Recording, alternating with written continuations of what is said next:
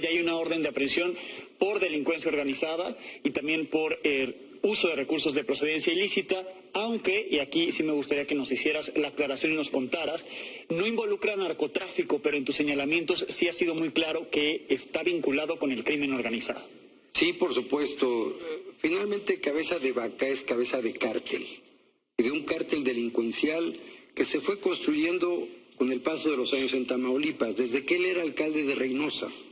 Él tiene vínculos con la delincuencia organizada. De hecho, el testimonio clave que tiene al exgobernador Tomás Yarrington en la cárcel, en Estados Unidos, también lo involucra a él. Y es del dominio público y lo pueden buscar en la red, cómo él ya tenía acuerdos. Ahora, ¿qué sucede? Cuando es alcalde de Reynosa, se liga con el Pipero, que está vinculado al Huachicol, que era protegido de González Calderoni, que a su vez era el brazo ejecutor del Salinato en temas de narcotráfico, que termina precisamente siendo acribillado en Estados Unidos por ser testigo protegido. No es casual que el abogado de Cabeza de Vaca hoy en Estados Unidos sea el mismo abogado, Tony Canales, de Calderoni. Quienes heredan la fortuna de Calderoni es el suegro de Cabeza de Vaca. Entonces ahí va construyendo un cártel propio, ¿no? Porque hay que entender a Tamaulipas. Es una región de México donde cruza el 70% del comercio binacional. Y hay tres grandes huecos del Tratado de Libre Comercio que los maneja la delincuencia organizada. ¿Cuáles son? Que no están en el TLC. La migración, que lo manejan la delincuencia organizada. Que ya vimos lo que pasó en San Fernando. Y allá en Camargo, Tamaulipas, con los migrantes. Hace poco, sí, con los migrantes de Guatemala. Y mucha mano de obra centroamericana que trabaja en toda la zona fronteriza, ¿no? En las maquiladoras. El transporte es el segundo capítulo que no está en el TLC y que es el control de todo el paso del comercio, ¿no? Marítimo y terrestre, pero sobre todo terrestre. Y el tercero es las armas. Estos tres capítulos que no están en el TLC, realmente son los que alimentan esta región y a la delincuencia organizada, y desde ahí se expande. Ahí están las rutas. Y ahí hay una frontera gris, digamos, entre la legalidad y la ilegalidad. Y se va construyendo en Tamaulipas un narcoestado, desde Manuel Cavazos Lerma. Nada más para que tengas idea, el procurador de Cavazos, su hermano era uno de los sicarios del capo mayor allá de Tamaulipas. De hecho, se explica esta descomposición política del Estado en Tamaulipas, porque los que terminan siendo capos empiezan como agentes judiciales. O sea, primero trabajan en el Poder Judicial local y luego son capos, ¿no? Ahí están las biografías de ellos. ¿Qué ocurre? Se van amalgamando desde los intereses ilícitos económicos y políticos y se van haciendo una madeja. Cabeza de Vaca es el prototipo del delincuente político, porque él era un delincuente, está fichado en Estados Unidos por robo de autopartes y siguió robando. O sea, ahora sí que no es una vaca paloma, es un delincuente peligroso. Él tiene una mente criminal, construye un cártel desde el gobierno, es senador, hace empresas fachada, tiene empresas de energía, se apropia de los ranchos de Soto la Marina, tiene propiedades inmobiliarias que yo le he documentado por 3.500 millones de pesos. Nada más lo que yo llevo documentado en la Fiscalía General de la República. Que son algunas de las propiedades que hemos mostrado aquí en la Ciudad de México, pero también en Tamaulipas y otras en Texas. En Texas y el viñedo espectacular que tiene San Miguel Allende, que no es casualidad que todos ellos estén vinculados por senadores, porque son una gavilla de senadores. Los dos mastines que tiene Cabeza de Vaca son calderonistas. Uno es Javier Lozano, poblano, que también ahí está duro el Huachicol, y el otro es Roberto Gil Suart, exsecretario particular de Felipe Calderón. ¿Qué tienen que ver? ¿Qué tienen en común? Primero, que cuando fue alcalde de Reynosa, Cabeza de Vaca, fue promovido, sus padrinos políticos son los hermanitos Vibriesca, los hijos de Marta Sagún y del expresidente Fox. No es casualidad que Guanajuato esté incendiado por el Huachicol. Roberto Gil Suart coloca a su suegro como delegado de SCT, de Comunicaciones y Transportes. El suegro de de Gil Suárez. De Gil Suárez, ok. Y su cuñado termina siendo el subsecretario de Transportes con cabeza de vaca, controlando todo el transporte. Ahí van construyendo toda una red delincuencial. Ellos cobran incluso, Roberto Gil Suárez cobra más de 50 millones al año en el gobierno tamaulipeco. Su socio del despacho es Salvador Vega Casillas y el otro socio está en la casa, el senador Lavalle. Todos tienen que ver con Odebrecht. Y Odebrecht tiene una empresa en Tamaulipas a través de las comisiones de agua, que manejan unos señores que se llaman Rivera Xote. Todos ellos forman una red de lavado de dinero. Ellos, la prima hermana del gobernador, sus hermanos, su primo que está en la Universidad Autónoma de Tamaulipas, que se llama Hugo Guerra, alias La Chulada, y el secretario de gobierno. En la acusación o en la investigación por la cual se solicita el desafuero por parte de la Fiscalía General de la República, están operación con recursos de procedencia ilícita, que es parte de lo que nos comentas, puede ser el tema de lavado de dinero también, y está el de defraudación fiscal equiparada, además de delincuencia organizada. Sin embargo, en el detalle de esta investigación no viene la parte del narcotráfico, ¿no? Estos temas que involucran crimen organizado. Bueno, déjame decirte que la investigación del FBI sí tiene ramificaciones al respecto. De hecho, esa investigación, hasta donde yo tengo conocimiento, tiene que ver con los recursos de procedencia ilícita que están en Andorra.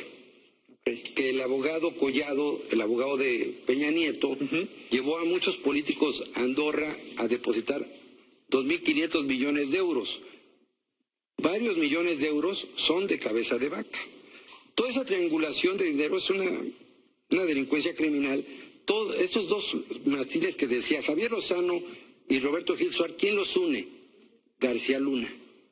¿Quién era un cliente frecuente tamaulipeco? O sea, iba muy seguido a Tamaulipas. Has hablado de un documento, de un memorándum que habla de un encuentro entre Cabeza de Vaca, El Chapo y García Luna. Sí, es un documento que también es del dominio público, está en Estados Unidos, también circula en México. Ese documento señala y confirma un encuentro entre ellos, ¿no? Por eso digo que Cabeza de Vaca es el Pablo Escobar mexicano. Él terminó colombianizando a Tamaulipas. Por eso vemos las tanquetas allí. No se fijó. ¿Recuerda cuál es la escena final de las tanquetas de Pablo Escobar? Al exterior de Casa Tamaulipas. Las tanquetas afuera, porque él está desafiando al Estado mexicano. Él es un jefe de cártel. Él es la analogía, la némesis de Pablo Escobar, que es un delincuente, jefe de un cártel, no es un delincuente común. El FBI está investigando no solamente el lavado de dinero, estoy seguro que además la DEA está investigando todas estas ramificaciones que existen, porque hay testimonios. Hay un testimonio clave, que es el de el chino Shen Li-Yigong, que eso está también es del dominio público, Shen Li-Yigong en Estados Unidos declara, y en México, ante la autoridad estadounidense, declara que de los 250 millones de dólares en efectivo que le incautan y le confiscan, él declara que son parte del negocio del contrabando y del huachicol de los Vibriesca. Eso lo declara Shen Li-Yigong y Javier Lozano va y lo amenaza y le dice copelas o cuello. ¿No? Eso es lo que dice Shen Li-Yigong. Bueno, sí, pero sí copeló y no le dieron cuello. Y está, y sigue. Y ahí sigue, ¿no? Bueno, pero ahí está la declaración. Es una declaración jurada. Y es una declaración que está en el expediente en Estados Unidos y está en México. Y está en el expediente de Tomás Yarrington en México, Estados Unidos, estas declaraciones que están, donde vinculan a Cabeza de Vaca con los cárteles, ¿no? Ahora, toda la investigación, regreso a la investigación de la Fiscalía, plantea toda una serie de compraventa de inmuebles a través de distintos personajes de la misma familia del gobernador. Al final los inmuebles ahí están, las operaciones son detectables, por eso también la Unidad de Inteligencia Financiera ha podido entregar la información al respecto y presentado las denuncias, pero en el tema particular del narcotráfico y huachicol que me hablas, ¿hay manera de rastrear esta evidencia? Bueno, hay las pistas. Lo que la Fiscalía tendrá que hacer y en colaboración con la autoridad norteamericana tiene que acreditar si se configuran esos delitos. Lo que yo estoy, digamos, haciendo público, que además es público, simplemente es darle coherencia porque, para entender al personaje, ¿no? Con quién está involucrado y por qué lo están defendiendo. Okay. Porque los panistas de buena fe no saben a quién están defendiendo realmente, ¿eh? Yo creo que ellos no saben todo esto que estoy señalando. No creo que sea el conocimiento. Es que también ocurre en un momento electoral y político también tan fuerte, y entonces se puede interpretar también como una afronta nada más que debo decir que estas denuncias vienen desde 2018, no son nuevas. Lo que ocurre es que también Cabeza de Vaca y su equipo fueron, digamos que, obstaculizando las propias pesquisas. Ellos se han encargado de poner, digamos, trabas, como lo están haciendo ahorita. Pues evidentemente cuentan con todos los recursos, tienen flujos y flujos de dinero en efectivo, por supuesto que tienen con qué defenderse, pero finalmente es un cártel organizado, es el poder público al servicio de la delincuencia. ¿En qué crees que acabe esto? Hoy sigue siendo gobernador, está esta disputa legal si mantiene o no mantiene el fuero, ya hay el Congreso ya interviniendo, pidiendo que la Fiscalía Estatal intervenga, por su parte la Fiscalía General de la República buscando, como sea, digamos, de alguna manera, entender y tener certeza por parte de la Suprema Corte de Justicia de la Nación. ¿Cómo va a acabar? Porque leía hoy tu tuit que decías que iba a acabar como Pablo Escobar defendiéndose con un cuerno de chivo. Bueno, él tiene esa mentalidad y eso creo que así está preparado para hacer eso. Y lo dice a sus cercanos, ¿eh? Deja decirte que creo que va a ocurrir. En primer lugar, el constituyente permanente le da la facultad exclusiva a la Cámara de Diputados, no a otro poder, ni al Poder Judicial, ni a la Corte, para quitar o poner el fuero a un gobernador. No hay ningún poder local por encima del poder federal, mucho menos de un jurado de procedencia. A pesar de la interpretación que hizo el ministro González. No hizo ninguna interpretación, con todo respeto al ministro, es muy respetable, pero cantinfleó. Es muy contradictoria su opinión. No es una resolución, ¿eh? Él desecha, pero ahí opina. Opina, es una opinión, pero una opinión cantinflesca, porque el artículo 111 constitucional señala que las resoluciones que emite un jurado de procedencia cuando le quita el fuero a un gobernador son inatacables. Es decir, se cumplen. El Congreso local no está a discusión si le quitas o no el fuero. Un gobernador no tiene doble fuero, no tiene un fuero federal y un fuero local. Los delitos que se le imputan son de la esfera federal. Complicadísimo se ve el panorama porque además estamos ya a unos cuantos días de la elección, pero hay que mantener la calma. Mira, yo te voy a decir una cosa, estamos ante un momento muy importante y con esto concluyo. Y te agradezco mucho la entrevista. No, con gusto. Es la primera vez en México que se va a documentar cómo se construyó un narcoestado. Cómo evolucionó.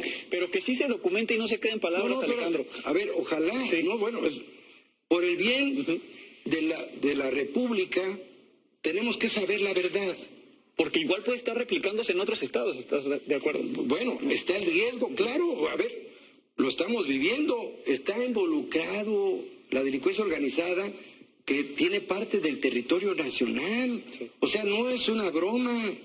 Esto viene de la mano de todas las políticas neoliberales, lo digo en serio, del desmantelamiento institucional. Qué bueno que haya libre mercado, lo cual es que no hubo igualdad entre el Estado y el mercado. Lo que hubo es el retroceso del Estado y el avance de las fuerzas fácticas de mercado, entre ellas los intereses ilegítimos y los negocios sucios. Termino con 3 datos. Es el primer Estado en donde hay desapariciones forzadas, el primer lugar. Tiene el deshonroso primer lugar también en ejecuciones extrajudiciales. Y el primer lugar, también deshonroso, donde periodistas solicitan protección, porque es un represor de la libertad de expresión. Y tiene a todos con el yugo. Nada más pregunten en Tamaulipas. Y tiene presos políticos. Tiene a 3 expresidentes municipales ahorita en la cárcel.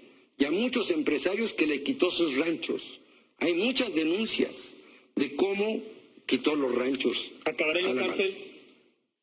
Pues que la justicia decida. Yo no soy juez, simplemente hemos aportado elementos y que la justicia decida. Ahí están los elementos. Alejandro Rojas Díaz Durán, muchas gracias. No, hombre.